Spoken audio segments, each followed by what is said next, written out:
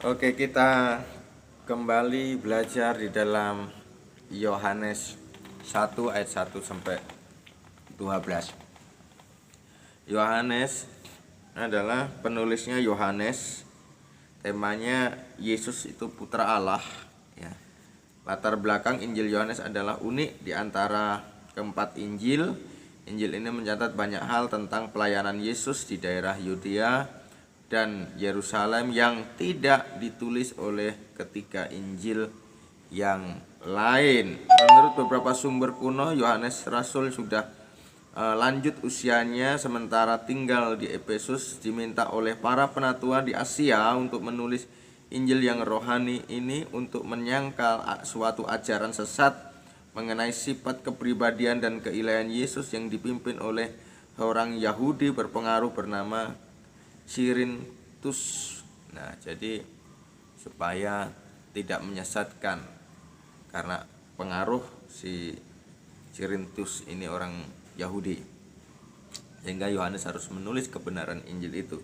Tujuannya, Yohanes menyatakan tujuan untuk tulisan dalam pasal 20 ayat 31 supaya kamu percaya bahwa Yesuslah Mesias, Anak Allah, yang supaya kamu oleh imanmu memperoleh hidup yang di dalam namanya, ya gitu, nama Yesus.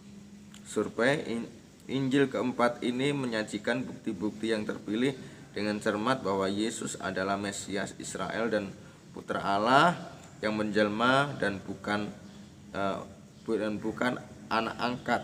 Ya, bukti-bukti yang mendukung termasuk ya ini di dalam Yohanes.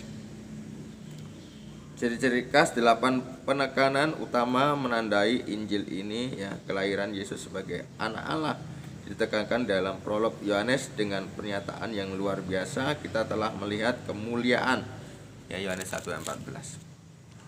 Oke, firman yang telah menjadi manusia pada mulanya adalah firman. Firman itu bersama-sama dengan Allah dan firman itu adalah Allah. Firman itu Allah, ya, Allah itu firman, firman itu Allah, ya. Ia pada mulanya bersama-sama dengan Allah, ya, pada mulanya bersama-sama dengan Allah, ya. Segala sesuatu dijadikan oleh Dia dan tanpa Dia tidak ada suatu pun yang telah jadi dari segala sesuatu yang dijadikan, ya. Tuhan yang menjadikan, firman menjadikan, Allah sendiri yang menjadikan. Dalam Dia ada hidup dan hidup itu adalah terang manusia, ya. Di dalam firman itu ada hidup, ada terang, ya, ada firman itu adalah Allah sendiri. Nah, datanglah seorang yang diutus Allah namanya Yohanes. Ia datang sebagai saksi untuk memberi kesaksian tentang terang itu supaya oleh dia semua orang percaya. Semua orang percaya. Ya, semua orang percaya kepada siapa? Kepada terang itu. Ya. Terang itu siapa? Allah itu sendiri. Kira-kira seperti itu. Ayat 8. Ia bukan terang itu, tetapi ia harus memberi kesaksian tentang terang itu. Ya, Yohanes bukan terang itu, tapi anak-anak Allah harus menjadi kesaksian yang diutus Allah, ya, kepada terang itu, yaitu firman itu. 9. Terang yang sesungguhnya yang menerangi setiap orang sedang datang di dalam dunia, ya. Jadi terang yang sesungguhnya yang menerangi setiap orang sedang datang ke dalam dunia, sedang datang. Ayat 10. Ia telah ada di dalam dunia dan dunia dijadikan olehnya, tetapi dunia tidak mengenalnya.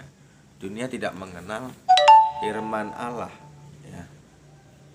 Kita harus belajar mengenal firman Allah. Siapa itu? Allah itu sendiri, terang itu sendiri, ya.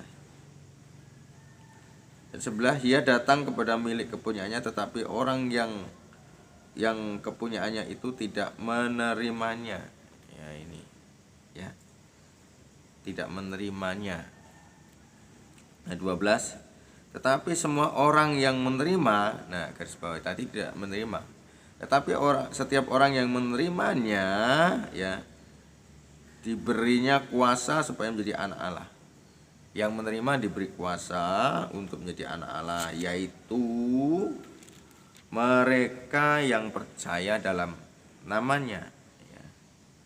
Yang percaya dalam nama Yesus Kristus, diberi kuasa sebagai anak-anak Allah, menjadi terang, menjadi saksi yang diutus Allah ke dalam dunia ini, sehingga kita bisa berdoa, biarlah surga mengalir di bumi seperti di surga, mentransferkan sifat ilahi, karakter Allah, tindakan Allah, cermin Allah di dalam dunia itu. Karena engkau menjadi terang, terang kecil, lilin, atau yang disebut lilin-lilin kecil di dalam dunia ini. Itu aja guys. Salam, Tuhan memberkati.